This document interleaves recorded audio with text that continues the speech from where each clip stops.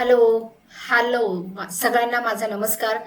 काय मी एक पॅरेंट्सला प्रश्न विचारू इच्छिते की तुमच्या मुलाचा नवोदयला नंबर लागला आहे, तुमच्या मुलाचा सैनिकी स्कूलला नंबर लागला आहे आणि तुम्ही कन्फ्युजनमध्ये आहात की त्याला हॉस्टेलला पाठवायचं की नाही पाठवायचं, किंवा तुमच्या मुलीचा नंबर लागलेला आहे आणि तिला हॉस्टेलला पाठवायचं की नाही पाठवायचं. त्यासाठी आपल्याकडे HFDS फॉर्म्युला आहे. काय हा तुम्हाला सर्वांना स्क्रीनवर दिसत असेल.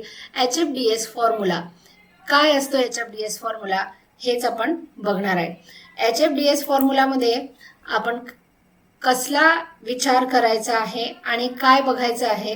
तर बघा विद्यार्थी मित्रांनो आणि पालकांनो, तर आपण प्रत्येक गोष्टीमध्ये कोंबो शोधत असतो की नाही, परफेक्ट कोंबो शोधत असतो. मग आपण आज काय करूया की या फॉर्म्युल्यामध्ये आपण परफेक्ट कोंबो शोधू आपल्या स्टुडंट्ससाठी, है ना. म्हणजे काय की आपण हॉस्टेलला गेल्यानंतर विद्यार्थ्याला कोणता कोंबो मिळणार आहे हे विचार करूया.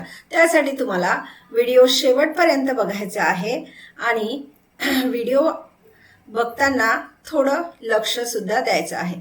ज्यांनी आपल्या पाल्याला हॉस्टेलला जाण्याचा निर्णय घेतला आहे त्यांच्यासाठी पण हा व्हिडिओ आहे, आणि ज्यांनी आपल्या पाल्याला हॉस्टेलला पाठवायचं नाही त्यांच्यासाठी पण हा व्हिडिओ आजचा होणार आहे. आजचा व्हिडिओ खूप खास असणार आहे. शेवटी तुम्हाला अतिशय मौल्यवान ट्रिक तुम्हाला माहिती पडेल किंवा गोष्ट माहिती पडेल. त्यामध्ये मी 100% नाही 101% तुम्हाला गॅरंटी देते की तुम्ही शेवटी तुम्ही योग्य त्या निर्णयावर पोहोचणार आहेत.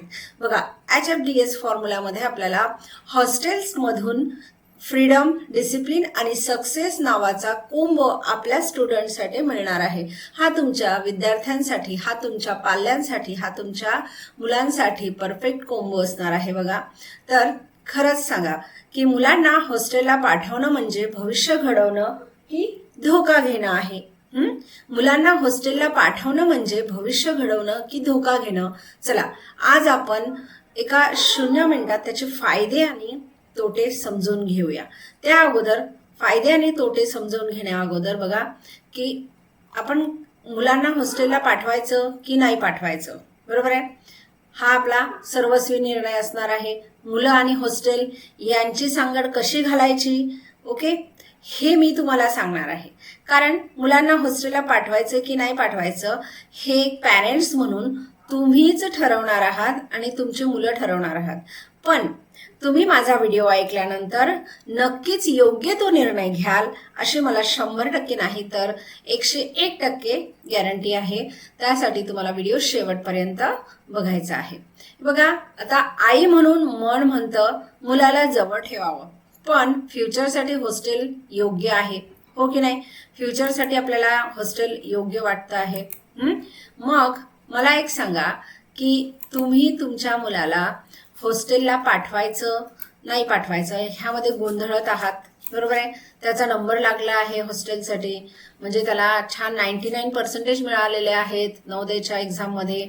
कोणाचाही नंबर लागत नाही. तुम्हाला माहिती आहे खूप टफ कॉम्पिटिशन आहे नवोदयला नंबर लागणं, सैनिकी स्कूलला नंबर लागणं. त्यातल्या त्यात नवोदयला नंबर लागणं ही खूपच मोठी गोष्ट आहे, कारण तिथे फक्त हिरे निवडल्या जातात आणि कसं आहे तिथलं एज्युकेशनही तुम्हाला माहिती आहे. यावर आपण पूर्ण व्हिडिओ बनवलेला आहे की हॉस्टेलमध्ये कुठल्या सुविधा मिळतात, कशा मिळतात, ह्या सगळ्या गोष्टींवर आपण व्हिडिओ बनवलेला आहे. आपल्या यूट्यूब चॅनलला तो आहे.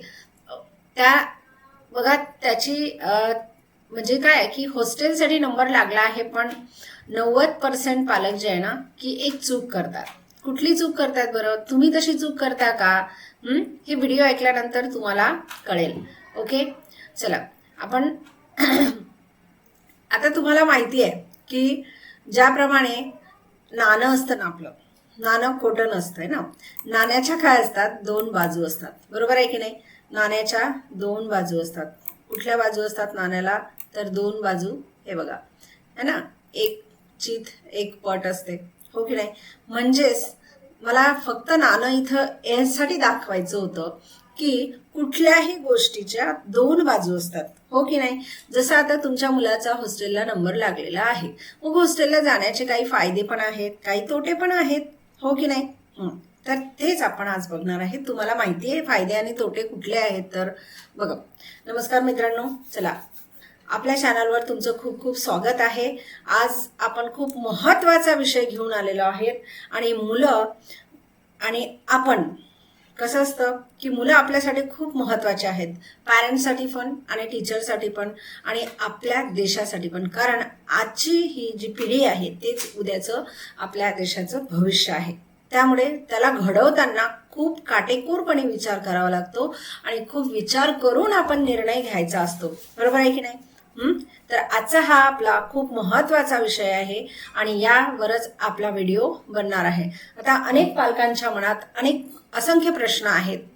म्हणून काय होतं की पॅरेंट्स लोकांनी मला भरपूर पॅरेंट्स लोकांनी कॉल केला आहे की मॅडम आम्ही आमच्या मुलाचा नंबर लागलाय, पाठवायचं की नाही पाठवायचं, का आम्ही काय करायचं. म्हणजे ॲक्च्युअलमध्ये माझं संवाद समुपदेशन हे केंद्र आहे, तर मी संवाद समुपदेशन केंद्र पण चालवते. तर त्यामध्ये मुलांना कसं आहे की योग्य ते मार्गदर्शन केलं जातं. आणि नवोदय म्हणजे आपण नुसतंच काही इथे एज्युकेशन घेत नाही, तर आपल्या सेंटरवर काय येतं की बाबा मुलांना मार्गदर्शन पण केलं जातं. त्यानंतर नवोदयच्या स्कॉलरशिप ह्यांचे पण क्लासेस आपण घेत असतो. तर बघा इथे हे क्लासेस तर घेतल्या जातातच, पण ते मार्गदर्शनही केल्या जाते. म्हणून म्हटलं की आपण एका दोन पॅरेंट्सला सांगण्यापेक्षा हा सर्वच पॅरेंट्सचा प्रश्न असणार आहे. त्यासाठी आपण व्हिडिओ बनवावा आणि पॅरेंट्सपर्यंत पोहोचवावा. तुम्हाला जर हा व्हिडिओ योग्य वाटला तर तुम्ही इतर पॅरेंट्सपर्यंत सुद्धा पोहोचवू शकता. इतर पॅरेंट्सला सुद्धा तुम्ही शेअर करू शकता, आपल्या मित्रांना सुद्धा शेअर करू शकता. ठीक आहे. तर बघा आपल्या संपूर्ण स्पर्धा परीक्षेचं आपण 1 ते 8वी पर्यंत तयारी करून घेत असतो. ओके. चला आपला मूळ मुद्दा काय आहे की हॉस्टेलला पाठवायचं की नाही पाठवायचं. हॉस्टेल म्हणजे फक्त घरापासून दूर जाणं नाही, तर ते मुलांचं फ्युचर घडवण्याची सुरुवात असू शकते बरं का पॅरेंट्स. तर मुलांनो बघा, काही मुलं अशी असतात की मला हॉस्टेलला जायचं नाही, मला भीती वाटते आहे, किंवा मी तिथे काय करणार, माझा काय फायदा होणार हॉस्टेलला जाऊन, ह्या सगळ्या गोष्टींमध्ये आहे ना मुलं निर्णय घेताना चुकतात. तर मी काय सांगणार तुम्हाला बघा की हॉस्टेल फक्त हॉस्टेल नसतं, तर हॉस्टेल एक आपलं घर असतं आणि आपल्या एक आयुष्याची आणि आपल्या फ्युचरची सुरुवात असते. बघा कसं बघा, तर सगळ्यात पहिले जर तुम्ही बघितलं तर तुम्हाला माहिती आहे की स्वावलंबन वाढते. म्हणजे काय की आपण हॉस्टेलमध्ये राहिल्याने आपली मुलं स्वतःची कामं स्वतः करायला शिकतात. कशी स्वतःची कामं? मग ते घरी करत नाही का? करतात, पण ते दुसऱ्यावर डिपेंड असतात, आईवर डिपेंड असतात, बाबांवर डिपेंड असतात, हो की नाही. एखाद्या वेळेस कंटाळा आला किंवा काही मुलं तर असे आहेत की इव्हन 8वी पर्यंत सुद्धा आयांना त्यांचे बुक्स बॅगमध्ये टाकून द्यावे लागतात, शूज घालून द्यावं लागतं, हो ना. ह्या छोट्या छोट्या गोष्टी आहे ना मुलं हॉस्टेलला शिकतात. म्हणजे काय की स्वतःची पुस्तकं स्वतः भरणार, अभ्यास स्वतःच करणार. त्याच्यानंतर त्यांचे रोजची जी दैनंदिनी आहेत ते स्वतःचे कामं स्वतः करणार. म्हणजे त्यांना एक प्रकारची शिस्त लागते, नियमित दिनचर्या त्यांची वेळेवर होते, वेळेचं महत्त्व कळतं आणि जबाबदारी सुद्धा कळते त्यांना, बरोबर आहे की नाही. घरी काय एखादा म्हणजे उठला नाही उठला, हां ठीक आहे बाबू झोपलाय का, चल तुला आज जायचं नाही का, राहू दे. मग एखाद्या वेळेस तर मुलंच विनाकारण आपलं जायचं नाही म्हणून काही पण कारण सांगतात, हो की नाही. तुम्ही सांगता की नाही बरं तुमच्या आईला, जायचं नाही स्कूलमध्ये म्हणून पोट दुखते आहे, किंवा माझ्या पोटात खूप कळ येते आहे, किंवा माझं डोकंच दुखते आहे, मला ॲसिडिटीज झालेली आहे. मग आई बिचारी आपली म्हणते नको बाबा जाऊ नको, राहू दे, आज माझ्या मुलाला मी पाठवत नाही. लगेच आई आपल्या टीचरला कॉल करते आणि सांगते की माझ्या मुलाचं पोट दुखते म्हणून तो आज येणार नाही. पण तिथे असं काही होत नाही हॉस्टेलला. तिथे तुम्हाला खरोखर जर आजारी असाल ना तर टीचर बरोबर ओळखतात.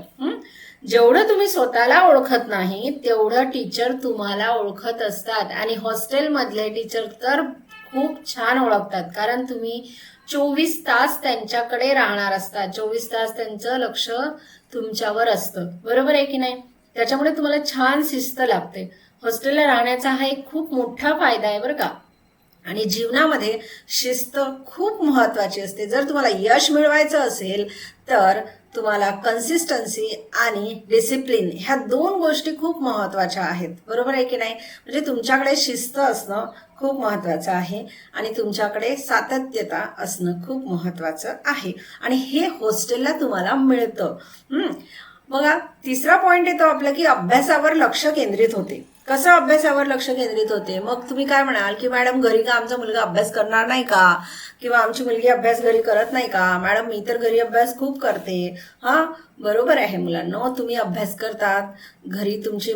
मी पालकांना पण सांगू इच्छिते की तुम्ही मुलांचा अभ्यास छान प्रकारे करून घेता, त्यांच्यावर लक्ष ठेवता. पण काय होतं ना की घरात नाही म्हटलं तरी थोडेफार डिस्ट्रॅक्शन असतात. कसे असतात बरं? बघा, सगळ्यात मोठं डिस्ट्रॅक्शन असतं मोबाईल, है ना? आजकाल सोशल मीडिया हा खूप वाढलेला आहे. सोशल मीडियावरचं मुलांचं असणं खूप वाढलेलं आहे. त्यामुळे मुलं काय करतात की 2 मिनिटं का होईना स्क्रोलिंग सुरू करतात, है ना?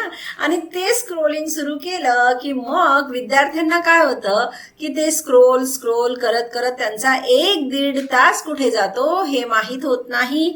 आणि त्याचबरोबर जर घरात आपण कसं, आता मुलं अभ्यास करतायत ना, आई बिचारी काम करून जमते आहे, मग थोडा वेळ तिलाही वाटतं की काहीतरी थोडा वेळ आपण बघावं सोशल मीडिया. मग ती काय करते की ती स्क्रोल करत बसते. तेवढ्यात मुलगा येतो, अभ्यास करायचं त्याचं लक्ष निघून जातो. आई स्क्रोल करत आहे म्हणून तोही त्याच्याजवळ बसतो. बाबा ऑफिसमधून आले आहेत, थकले आहेत, बाबा थोडा वेळ मोबाईल बघता आहेत, मुलंही त्यांच्या बाजूला जाऊन बसणार. हे एक प्रकारचं मोबाईलचं डिस्ट्रॅक्शन असतं. त्यानंतर घरी पाहुणे येणार, पाहुण्यांमुळे थोडंफार डिस्ट्रॅक्शन होतं, हो की नाही? पण हॉस्टेलमध्ये काय असतं की पूर्ण अभ्यासाचं वातावरण असतं. म्हणजे कसं बघा, तर हॉस्टेलमध्ये मोबाईल तर अलाउड नाहीच. आणि पाहुण्यांचा प्रश्नच राहत नाही तिथे. फक्त आपल्या पॅरेंट्सला भेटण्याचा एक हे असतो, परमिशन असते, बरोबर आहे? तुम्हाला जर पाहुण्यांना भेटायचं आहे तर एखाद्या सुट्टीमध्ये जाऊन स्पेशली त्या पाहुण्यांना भेटा, म्हणजे तेवढा वेळ त्यांनाच द्या, बरोबर आहे की नाही? मग हॉस्टेलमध्ये काय असतं की सर्व मुलं आहे ना अभ्यास करत असतात. मग बाजूचा मुलगा जर अभ्यास करत आहे तर तुम्हालाही असं वाटतं की मी अभ्यासाला बसायला पाहिजे. अरे तो अभ्यास करतोय, मग मी का टाइमपास करतोय? मला पण काहीतरी करायला पाहिजे ना, हो की नाही? मी माझ्या मुलाचंच उदाहरण देते. बघा, काय आहे ना की तो जेव्हा 5वी हॉस्टेलला गेला, नवोदयला, तर तेव्हा त्याला स्वतःवरून अभ्यास करायची बिलकुलही सवय नव्हती. मग त्याचं काय झालं की तो बाजूच्या मुलांना बघून बघून स्वतः अभ्यास करायला शिकला. आज तो स्वतःचा अभ्यास स्वतः करतो. म्हणजेच काय की तो सेल्फ स्टडी करायला खूप छान प्रकारे शिकला आहे. आणि खरंच सांगते, यावर्षी त्यांनी नवोदयला टॉप केलेला आहे. म्हणजे अकोला नवोदयमधून तो टॉप आलेला आहे. तर हा फक्त आणि फक्त त्याच्या अभ्यास करण्यात, म्हणजे त्याला हॉस्टेलच्या मुलांमुळे, त्याच्या मित्रांमुळे ही सवय लागली की बाबा चला हे मुलं अभ्यास करताय का, मग मी रिकामं बसून काय करू, मी पण अभ्यास करतो. म्हणून तो अभ्यास करत होता आणि त्याचं फळ त्याला खूप छान मिळालं बरं का. तर बघा, आता नेक्स्ट आहे की आपलं तिथे सामाजिक कौशल्य पण वाढते. ओके, तर हॉस्टेल लाईफ दिसायला जितकी चांगली वाटते ना तितकीच कठीणही असू शकते बरं का. आता कशी कठीण असू शकते, तर आपला पार्ट 2 मध्ये काय येतं की हॉस्टेल लाईफ जी आहे ना आपली, ती हॉस्टेल लाईफ कशी असते आपली की खूप कठीण असते. मग मॅडम तुम्ही आत्ताच फायदे सांगितले आणि आता म्हणता कठीण असते, बरोबर आहे. मी या अगोदर तुम्हाला काय बोलले की एकाच नाण्याच्या 2 बाजू असतात, हो की नाही? जशी आपण एक बाजू बघतो तशीच 2 बाजू, दुसरी बाजू पण बघायची असते, बरोबर आहे. आणि कुठलाही निर्णय घेताना काय करावं लागतं, आपल्याला दोन्ही गोष्टी कम्पेअर करायच्या की आपला फायदे किती आहेत आणि तोटे किती आहेत. ज्याचा जास्त पारडा मोठा असेल, म्हणजे जास्त पारडा भारी भरेल ना, त्या दिशेने निर्णय घ्यायचा असतो. आणि जे कमी भरेल त्याच्याकडे नका जाऊ, ठीक आहे? बघा, आता हॉस्टेलचे तोटे काय आहे की आई वडिलापासून दूर राहावं लागतं, हो की नाही? आता दूर तर तुम्ही कधी ना कधी राहणारच आहात, हो की नाही? म्हणजे मोठे झाल्यानंतर तुम्हाला इंजिनिअरिंग करायचं आहे, मेडिकलला जायचं आहे किंवा कुठे सिव्हिल सर्व्हिस करायची आहे, सिव्हिल सर्व्हिसला जायचं आहे, तुम्हाला 12वी नंतर बाहेर जावंच लागणार आहे. मग ती आत्ताच सवय होऊन जाऊ द्या ना, हो की नाही? हे एक तुम्हाला आई वडिलांपासून दूर जावं लागतं. लहान मुलांसाठी हे इमोशनल चॅलेंज असू शकते की त्याला इमोशनली, तो एखादा विद्यार्थी खूप इमोशनली वीक असतो की त्याला ह्या गोष्टी फेस करता येत नाही, बरोबर आहे? आणि काही वेळेस चुकीची संगत लागू शकते, चुकीच्या संगतीचा धोका असू शकतो, म्हणजे वाईट सवय लागण्याची एखाद्या वेळेस शक्यता असते. कसं असते, हॉस्टेलला गेल्यानंतर आपल्याला माहिती आहे की सामाजिक कौशल्य वाढते की नाही, म्हणजेच काय, वेगवेगळ्या मुलांशी आपला संवाद होतो, आपला कॉन्फिडन्स वाढतो. मग त्या वेगवेगळ्या मुलांमध्ये सगळेच मुलं चांगले असतात का बरं? म्हणजे सगळ्याच मुलांना चांगल्या सवयी असतात का? किंवा सगळेच मुलं चांगल्या घरातून आलेली असतात आणि त्यांना चांगल्याच सवयी असतात? असं नाही आहे ना. एखादा मुलगा शिव्या देत असेल किंवा एखाद्या मुलाला काहीतरी काड्या करायची सवय असेल किंवा चोरी करायची सवय लागलेली असेल लहानपणात, मग त्याची सवय आपल्याला लागू शकते, हो की नाही? म्हणजेच काय की आपल्याला तिथे एखादी वाईट सवय लागण्याची शक्यता असते. पण कसं आहे ना मित्रांनो, की वाईट सवय जी आहे ना ती आपल्यावर डिपेंड असतं, घ्यायची की नाही घ्यायची, है ना? मी तर म्हणते की नेहमी आयुष्यामध्ये आहे ना, तुम्ही काय करायचे आहे की नेहमी प्रत्येकाकडनं आपण काहीतरी शिकत असतो ना, तर प्रत्येकाकडनं चांगली सवय घेण्याचा तुमची हॅबिट ठेवा आणि वाईट सवय सोडून द्यायला शिका, बरोबर आहे की नाही? म्हणजे तुम्हाला प्रश्नच येणार नाही. आणि तिसरा पॉइंट राहिला तर तिसरा पॉइंट काय होतो बघा, व्यक्तिगत लक्ष कमी मिळते. म्हणजे कसं, जसं घरी राहिल्यानंतर आई फक्त आणि फक्त आपलं बाळ, बाळाला जेवण देऊ, बाळाला डबा देऊ, बाळ तू आंघोळीला जा, तुझे कपडे मी इथे प्रेस करून ठेवते, धुवून ठेवते, तुझे बुक्स भरले, तुझे बूट काढलाय, तुझे शूज काढलाय, अशा छोट्या छोट्या गोष्टीकडे तिथं लक्ष आई वडिलांचं राहत नाही, म्हणजे वैयक्तिक लक्ष तिथं राहत नाही आणि काळजी घेतल्या जात नाही. घरात जर आजी आजोबा असतील आणि आणखीन काही मेंबर असतील तर त्याची जास्तच काळजी घेतल्या जाते, पण हॉस्टेलला ही काळजी घेतल्या जात नाही. म्हणजे तिथं वैयक्तिक लक्ष कमी असतं. कारण की हॉस्टेल म्हटल्यानंतर तुम्हाला माहिती आहे की एवढ्या मोठ्या हॉस्टेलमध्ये का तुमचा फक्त एकटाच बाब्या असणार आहे का की बाबी असणार आहे?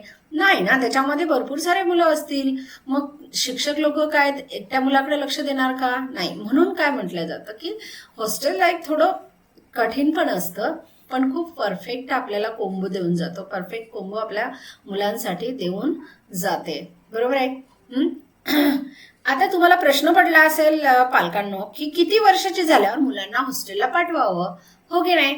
बघा, जर हॉस्टेलला तुम्हाला पाठवायचं आहे, कारण तुमच्याकडे जर पॉझिटिव्ह पॉइंट जास्त आहेत, तुमचा मुलगा खूप स्ट्रॉंग आहे, इमोशनली स्ट्रॉंग आहे, आणि तुमच्याकडे तेवढी फायनान्शियल कंडिशन नाही आणि तुम्ही हॉस्टेलला मुलाला पाठवण्याचा निर्णय घेतला आहे, तर तो किती वर्षाचा झाल्यावर पाठवावं मुलांना हॉस्टेलला, हा जर निर्णय घेताना तुम्ही चुकत असाल किंवा तुमचं कन्फ्युजन असेल तर मी सांगू इच्छिते की कधी पाठवावं मुलांना. मुलं जर मेंटली स्ट्रॉंग असतील तर नक्कीच हॉस्टेलला पाठवा. अभ्यासासाठी चांगली सुविधा घरात नसेल तर विद्यार्थ्यांना नक्कीच हॉस्टेलला पाठवा. होऊ शकतं एखाद्या पॅरेंट्सकडनं किंवा एखाद्या पॅरेंट्सला स्टडीसाठी किंवा अभ्यासासाठी आपण चांगली सुविधा पुरवू शकत नाही, त्यामुळे ते पॅरेंट्स स्वतःला गिल्ट करत असतील आणि त्यांचा पाल्य जर खूप स्ट्रॉंग असेल, हुशार असेल, मेंटली स्ट्रॉंग असेल तर त्याला हॉस्टेलला पाठवून द्या, बिनधास्त पाठवून द्या. त्याचं करिअर खूप उज्ज्वल असेल, त्याचं भविष्य खूप छान असणार आहे. चांगलं आणि ट्रस्टेड हॉस्टेल असेल तर.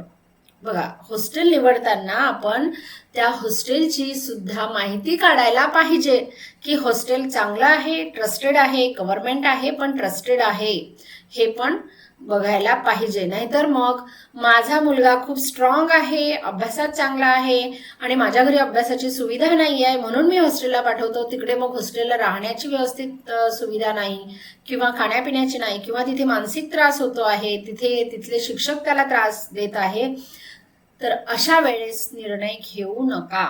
ठीक आहे? तर हॉस्टेलला ह्या सगळ्या गोष्टींसाठी एक हॉस्टेल खूप ट्रस्टेड असू शकतं किंवा हा चांगला पर्याय असू शकतो. तुमचा पाल्य इमोशनल असेल तर थोडा विचार करावा लागेल तुम्हाला, बरोबर आहे की नाही? म्हणजेच काय,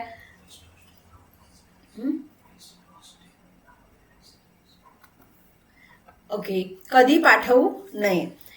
मुलं खूप लहान असतील है ना, मुलं खूपच लहान आहे. काही पॅरेंट्स काय करतात की दोघंही जॉबवर असल्यामुळे, दोघंही जॉबवर आहेत, मग त्यांना मुलांना हॉस्टेलला डे बोर्डिंगला ठेवण्याची पाळी येतं किंवा ते डे बोर्डिंगला ठेवतात. अशा वेळेस काय होतं की मुलं खूप लहान आहे आणि आपण त्यांना हॉस्टेलला ठेवून देतो. मग त्यांना इमोशनली अटॅचमेंट किंवा पॅरेंट्सचं जे प्रेम आहे ते मिळत नाही. त्यांना खरं त्यांना काय होतं की त्यांना थोडं कठीण जातं मग तिथं ॲडजस्ट व्हायला.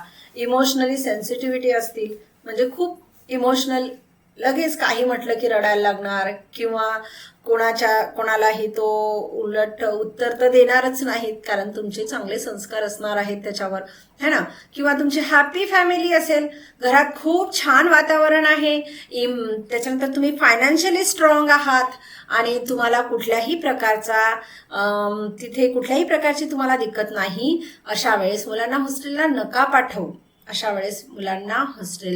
पाठवू. तुमच्याकडेच राहू द्या, कारण त्या मुलाची जागा इतर गरजू विद्यार्थ्याला मिळू शकते, है ना. आणि तुमचा मुलगा घरी पण छान राहू शकतो. घरात चांगलं वातावरण असणं खूप गरजेचं असतं. तर तुम्ही घरी ठेवण्याचा निर्णय घेऊ शकता. आता बघा, म्हणजेच काय की मी पूर्ण जे तुम्हाला सांगितलंय त्यावरून तुम्ही निर्णय घेऊ शकता. शेवटी प्रत्येक मूल हे वेगळं असतं की नाही. आणि तुम्हाला माहिती आहे, मी सगळ्या पॅरेंट्सला आणि सगळ्या विद्यार्थ्यांना एकच सांगू इच्छिते की काही मिळवायचं असेल ना तर काही ना काही आपल्याला द्यावं लागतंय ना. कुछ पाने के लिए कुछ खोना पडता है यार, बराबर आहे की नाही. तो म्हणजे अशी हिंदीत म्हण आहे ना. तर मग काय की आपल्याला यश मिळवायचं आहे किंवा आपल्याला खूप मोठं व्हायचं आहे आणि आपल्या मुलाला छान सवयी लावायच्या आहेत, तर आपण बिनधास्त हॉस्टेलला पाठवण्याचा निर्णय घेऊ शकता. मी तुम्हाला यावर एक गोष्ट सांगते बरं का. म्हणजे माझा मुलगा नवोदय हॉस्टेलला होता आणि मी तर सांगणार की बेस्ट हॉस्टेल आहे ना ते नवोदय हॉस्टेल आहे. गव्हर्नमेंट नवोदय हॉस्टेल हे बेस्ट आहे. कुठल्याही नवोदय हॉस्टेलला तुम्ही मुलाला पाठवा, खूप छान असतं, खूप छान काळजी घेतात बरं का तिथले. तर माझा मुलगा सुद्धा तिथे होता ना, तर तिथे पॅरेंट्सची एक मीटिंग बोलवली होती. त्यामध्ये आम्हाला प्रिन्सिपल सरांनी सांगितलं होतं की त्यांच्याकडे ते जिथे प्रिन्सिपल अगोदरच्या शाळेमध्ये प्रिन्सिपल होते, तिथे एका पॅरेंट्सनी मुलाला फक्त स्वावलंबी व्हावं, त्याला चांगल्या सवयी लागाव्या आणि तो स्वतःचे निर्णय स्वतः घेण्यासाठी सक्षम व्हावा, यासाठी त्यांनी हॉस्टेलला टाकलं होते एका पॅरेंट्सनी. पॅरेंट्सकडे पैसा भरपूर होता, फायनान्शियली खूप स्ट्रॉंग होते, त्यांच्या घरातलं फॅमिली बॅकग्राऊंड पण खूप छान होतं, मुलगाही खूप छान हुशार होता आणि म्हणजे कसलीच कमी नव्हती. फक्त काय होतं की त्याला स्वतःचे निर्णय घेताना त्याला अडचण जायची आणि बाहेरचं जग काय असतं हे शिकवण्यासाठी त्यांनी त्याला हॉस्टेलला घातलं. अर्थातच त्याचा नंबर लागला होता नवोदय हॉस्टेलला, त्यांनी त्यांना हॉस्टेलला घातलं. मग जेव्हा त्यांना प्रश्न विचारला गेला पालकांना की तुम्ही हॉस्टेलला का घातलं, तुमच्याकडे तर भरपूर फायनान्शियली स्ट्रॉंग आहात, तुम्ही सगळ्या सुविधा आहेत, मुलाला शाळेत सोडवायला गाडी आहे, सगळं काही ओके आहे, मग का? तर पॅरेंट्सचं उत्तर होतं की मी जे माझ्या या 5 स्टार बंगल्यामध्ये किंवा ऐश आरामाच्या जिंदगीमध्ये मी त्याला जे देऊ शकणार नाही ते नवोदयचं हॉस्टेल देणार आहे. कारण नवोदयमध्ये सकाळी 5 वाजतापासून तर संध्याकाळच्या 10 वाजेपर्यंतचं रुटीन हे खूप छान रुटीन आहे आणि खूप छान प्रकारे तिथे मॅनेज केलेलं असतं. त्याच्यामुळे मुलगा 100% परफेक्ट होतो. नवोदयमधून निघालेला मुलगा कुठेच कमी पडत नाही, है ना. म्हणून म्हणते की हॉस्टेलला पाठवण्याचा निर्णय घेताना खूप विचार करा. शेवटी प्रत्येकाचं मूल हे वेगळं असतं आणि प्रत्येकाने निर्णय हा आपल्या मुलानुसारच घ्यायचा आहे. मी तुम्हाला दोन्ही गोष्टी सांगितलेल्या आहेत की पाठवायचं की नाही पाठवायचं, केव्हा पाठवायचं, केव्हा नाही पाठवायचं, फायदे काय, तोटे काय, हे आपण आजच्या व्हिडिओमध्ये आपण सांगितलेलं आहे.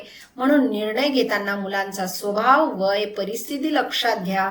आणि हॉस्टेल चांगलं की वाईट हे महत्त्वाचं नाही बरं का पॅरेंट्स. विद्यार्थ्यांनो, हॉस्टेल चांगलं की वाईट हे महत्त्वाचं नाही, ते योग्य की अयोग्य हे महत्त्वाचं आहे. योग्य असणार आहे की अयोग्य असणार आहे हे आपलं महत्त्वाचं असणार आहे. आता माझं मत जर तुम्ही विचाराल, शेवटी मी तुम्हाला at the end of video मी तुम्हाला हेच सांगणार आहे, जर तुम्हाला तुमच्या मुलाला लाईफ स्किल शिकवायची असतील ना, तर हॉस्टेल हा चांगला पर्याय आहे. आणि हॉस्टेलच्या व्यतिरिक्त कुठलीच बेस्ट तुमच्याकडे सुविधा नसू शकते. गव्हर्नमेंट हॉस्टेल जर तुम्ही म्हणाल तर नवोदय आणि सैनिकी स्कूल हे 2 हॉस्टेल खूप छान आहेत, बेस्ट आहेत. ॲट द लास्ट मोमेंट तुमच्या मते मुलांना हॉस्टेलला पाठवावं का नाही, कमेंटमध्ये नक्की सांगा. आणि आजचा व्हिडिओ कसा झाला हेही सांगा. जर व्हिडिओ आवडला असेल तर व्हिडिओला लाईक करा आणि पुढे तुमच्या मित्रांपर्यंत, तुमच्या फॅमिलीमधील मेंबरपर्यंत आणि तुमच्या ओळखीतल्यांपर्यंत हा व्हिडिओ नक्कीच पोचवा. एखाद्याला निर्णय घेण्यासाठी या व्हिडिओची खूप मदत होऊ शकते. जर व्हिडिओ युजफुल असेल तर व्हिडिओला लाईक करायचं आहे आणि चॅनलला अजूनही सबस्क्राईब केलं नसेल तर सबस्क्राईब करायचं आहे. आपण महिन्याच्या 1 तारखेला असेच युजफुल व्हिडिओ टाकत असतो. तर हे तुमच्यासाठी युजफुल असेल आणि तुम्ही शेवटपर्यंत बघितला त्याबद्दल थँक्यू. तर आपण बघूया